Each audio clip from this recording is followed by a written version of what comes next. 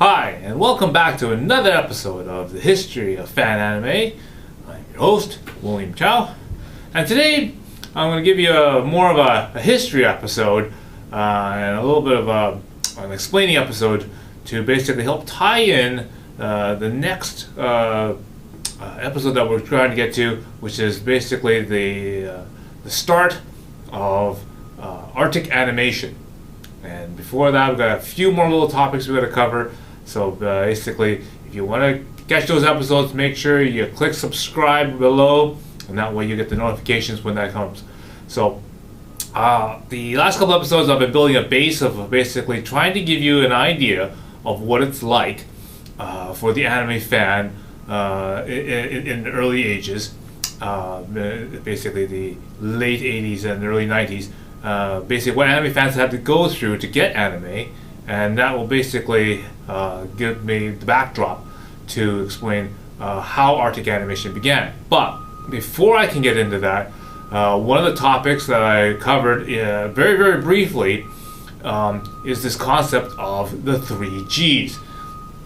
Now that's a term that I made up when I was running the anime store, Anime Genai, but basically it held true to a certain extent, and what it basically meant is girls, guns, and gore. And basically it defined a type of genre, which I penned, that basically what the major companies here in North America were aiming for. They basically had animes that either had lots of girls in it, they were wielding guns or had lots of shooting, lots of killing, and then of course lots of gore, so lots of hacking and slashing and beheading and bearming and all that kind of stuff. And that was basically what the anime was made out there, that's what they felt that would probably sell the best. Now, in the early ages, that's basically the type of animation. So if you basically go back and you look at the early 80s and the late 80s there, what kind of anime were available? Well, you actually had to go and buy, video cassettes. And the video cassettes that are readily available at this time were going to be titles like Gunbusters, Dangaio, X01, Madox 01, Golf Force, Project Echo, The Dirty Pair, Bubblegum Crisis, later in the early 90s, so some of those ones are. But also, if you want to also slip in a couple other titles that are kind of, slipped into obscurity, you also had other titles like Delos, Angel's Egg, Megazone 23, also titles of that era. But also, if you want to just also in the kind of forgotten era, they also had things like Star Trap, the Offenders of the Universe, Gonad the Barbarian, Pandora, and an erotic trilogy, and Search for Uranus, which are all basically cream lemon titles. Now, again, going back to the fact that these are all, titles that fall under the 3G category, they determined that what would sell the best in North America would be obviously, things that aimed at this quote, shall we say, nerdy type of market aimed at males, basically, right? To try to promote to the comic book crowd, that kind of stuff.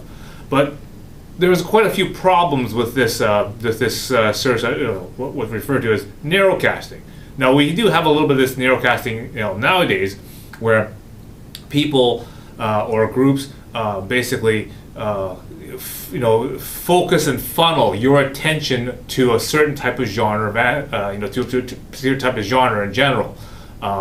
Back then, of course, the similar type of things happened, where basically all the animes that are coming out were basically focused for the male audience, and they're all this kind of sci-fi action, type of thing, and there wasn't any other thing that was outside of this. As you notice, there aren't any magical girl shows, there aren't any animes about sports or things like that. there isn't any, because they figure it's not going to sell, so we're not going to bother trying to license it and produce video cassettes of it or merchandise for it and then try to sell it. So that brings up a series of problems. So the first major problem is basically for people who are trying to get anime at this time. We had the problem of, well, nobody seems to have it in stock. Makes sense, because these video cassettes were pretty expensive. You're looking at about, 40, 50 bucks for a video cassette, and it may only have a 30-minute episode of Maddox 01. Pretty, you got to be pretty dedicated, to buy such a video cassette and want to, want to own that. But at the same time, you could say, well, okay, maybe I don't need to buy it. Maybe I go out to a Blockbuster Video or something like that and try to rent it. Well, a lot of those places don't have it either, because again, they figure, well, this is pretty obscure kind of an independent type of film. It's not mainstream, so we're not going to bother carrying it, because it's at $3 or a video rental. We don't think we're going to rent it 17 times in order to make our money back on it. So a lot of times, a lot of those video stores and stuff aren't going to carry this thing. So when you got something that has basically very low profit margin and relatively low sales, it really doesn't promote the retailer to obviously order this thing in. Not to include, it isn't a regular distribution type of item. So because it doesn't show up in the distribution catalogs readily, it wasn't very easy to find or relatively easy to spot or become orderable by these major companies, because it's not in their major lists. You actually have to special order them from from the company itself. So that's made it really, that's one of the things that made it really difficult to get the anime, because it wasn't like nobody had them or nobody had them. The second major problem is, as an anime fan, nobody knew where to get it. Okay, so here you have this really obscure tape. You go to the comic store, maybe they might have it just because it was featured in a previews magazine, and they decided, yeah, okay, I'll spend $40 to get this tape in, and it sits on the shelf for a few months or whatever, and then maybe have to liquidate it, and after that the comic book owner says, well, I'm not carrying this tape anymore because it ain't selling. Last time I brought one of these things and I had to sell it at 50% off and I lost money on it. Or it's one of these type of things that, well, he did get one of these things in, like an old Megazone 23 tape or something like that, and as soon as he put it on the shelf, it got sold out immediately in the week, and then basically he never bothered reordering it because it never showed up in the previews magazine again, so that he could order it again, and he just never bothered. So again, some places and some stories I've heard, both have happened, where either nobody was interested in it and it sat for a long time, or the interest was so great that it just kept flying off the shelf, and very few people actually managed to get copies of particular things, and they were ordered so rarely that again it didn't meet up with the demand. So that again, for an anime fan, was really frustrating, because so you couldn't get it at a comic book store. We went to major retailers like HMV, or your AB Sounds or your Future Shops, and these type of places that sold popular movies, and it's not on the shelf. And if it was on the shelf, maybe one copy was there and someone bought it, and okay, you're out of stock. Oh well, I guess you have to go continue searching, right? So that was another big problem. Okay, another big problem, okay, was trying to get the word out that these videos are available. Okay, and so let's say you are one of these people who had one of these copies of, let's say, Dan Gaio, and you thought, oh, this is an awesome show, I want to tell people about it. The problem with anime at this time is it really had a bad stigma to it. Okay, now it was probably even worse than being a Trekkie. Okay, because at that time, being labeled as a Star Trekky guy was not a cool thing. It's like, yeah, you're one of those weird guys who dresses up in red and in yellow shirts and whatever, and that was what and that's what you were. But an anime guy would be one of these people that was like, oh, he's just one of those guys that's interested in all that porn, all that hentai stuff, okay? Or, yeah, he's just watching anime because it's all full of that, gore and killing and that kind of stuff. Which actually was probably not a bad thing, because at the time, we still were North America was still under the idea that cartoons, quote, quote, were meant for kids. And so you couldn't have, those things like a sex scene or, the beheading of somebody or blood gushing out or something.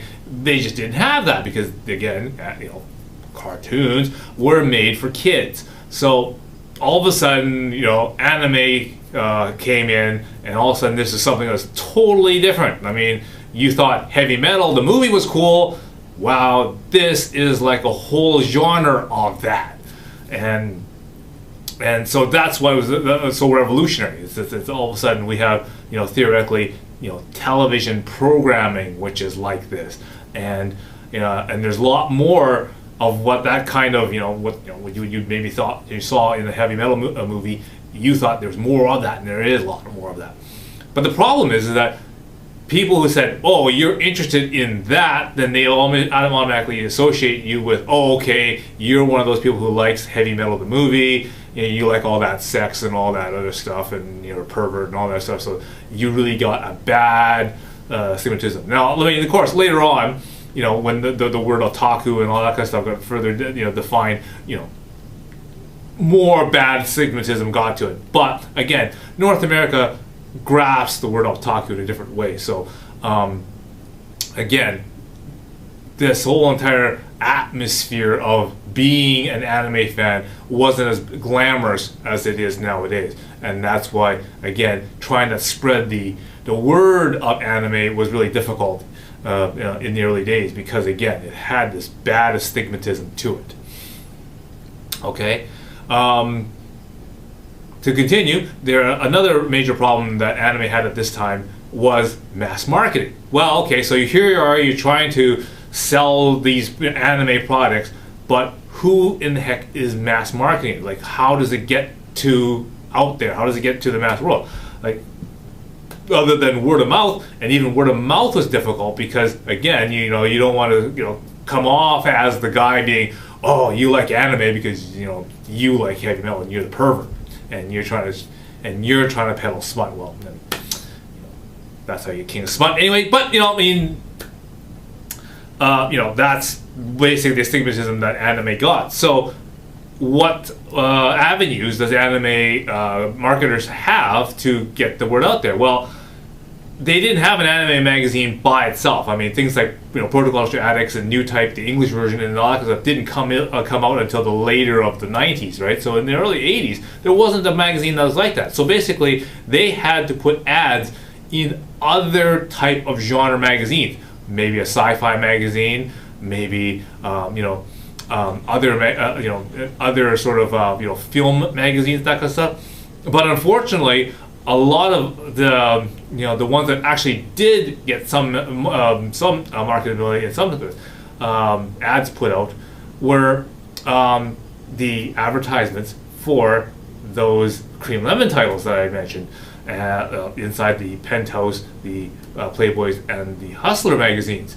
So again, it further institutes that, oh, okay, anime is for porn and more perverts and all that kind of stuff. So again, just adding to that, stigmatism.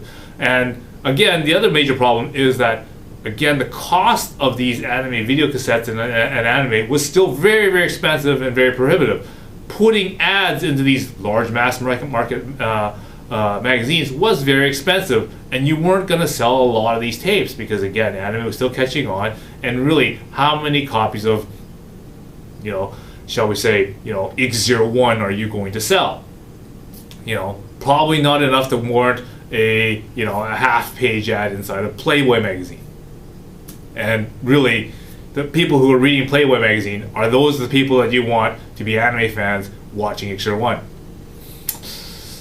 Kind of tough, right? So the last thing I wanted to touch on was the anime fans' heart is that the fan clubs, the CFO and even the anime clubs themselves weren't really on fully promoting these English releases of titles. Okay, sure, they would play them in their meetings or something, and they'd say, they'd comment, yeah, okay, this is the English version of whatever, and they'd put it on, maybe whenever they do an anime showing or that kind of stuff.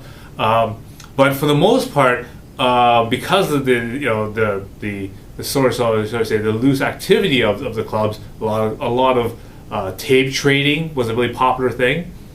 They have even when you go to some place like London Drugs or Fred Meyer's, they actually sold macro decryption boxes, like $29, and it would actually bypass the macrovision protection that was on video cassettes, and basically allowed you to basically make copies of video cassettes. So why in heck would you spend $50 on a video cassette when you could just run it through one of these boxes, make a copy, and use it for tape trading or whatever? That happened a lot, and again, that's why tape piracy and and this whole entire bootleg issue and that kind of stuff arises. That's a big topic on its own, so I'm not going to cover too much of it here, but just to say that it that did exist. I'll get that to in another episode, so we want to click subscribe. It's going to be a pretty big topic, so if you want to hit subscribe for that one, definitely that one. I'll get to that in a later time. Hit subscribe below, okay? So, I just wanted to use this episode to set the scene of what the anime market was like on the commercial side, and basically define to you what the 3 G's are in this narrow casting type of focal pointed of focus for anime during this time. 3 G's: girls, guns, and gore. And can you really blame them? I mean, you look at titles like Gunbusters. It's like, oh my god, there's lots of balancing going on there. Dangayo, okay, lots of you watch the first couple few minutes of the first episode, lots of gushing and gore, lots of killing, even though it's a giant robot mech type show, right? Ixer 1, oh my god, a lesbian scene. That's something that's not seen in quote cartoons, right? So again, and Maddox, of course, the kids' toys with the mech suit, lots of guns, lots of killing, right? Golf Force, the ultimate, the mixture of girls with guns. Hey, perfect. And then of course the chamber scene with Luffy and with some nudity. So again, see, all this has a common theme in their really early stages. Why do you think they decided to pick all these type of titles to release? Because they all have the 3 G's. Anyway, so if you have any further questions, you want to shoot me an email, give me a comment. My contact information is directly below. Again, we're getting into some more episodes before we get to the crescendo, if you will, how we started Arctic Animation, and we'll start going through all the different various titles on how we started doing different subtitles for all the various different series that we worked on. Also, I'm going to soon cap off and finalize how I got my nickname, the King of Smut 95. But as I said, you've already seen some partial answers to that thing, and I'll group that together in a future episode as well. So the other way that you can participate with this podcast, again, I like wearing ball caps, and today I'm wearing the vintage Montreal Expos. And the player I'd like to take a shout out to today is the third baseman, Larry Parrish. Okay. The anime I'm going to recommend, since there's lots of people that are, shall we say, number 3s, the most popular number 3 that comes right to mind, well, there's actually 2 of them, I'm going to go City Hunter 3, but actually the better one, that's a number 3, is going to be Armitage the Third. Well, like I said, Lupin the Third too, but Armitage the Third is probably the best one that I like to recommend. And that's a good short OVA series, 4 episodes on that one, and great action on that one. You know, a little bit of cyber initiative to it. You'll think you'll like. So Larry Parrish, try out Armitage the Third. Okay? So, until next time, see you again.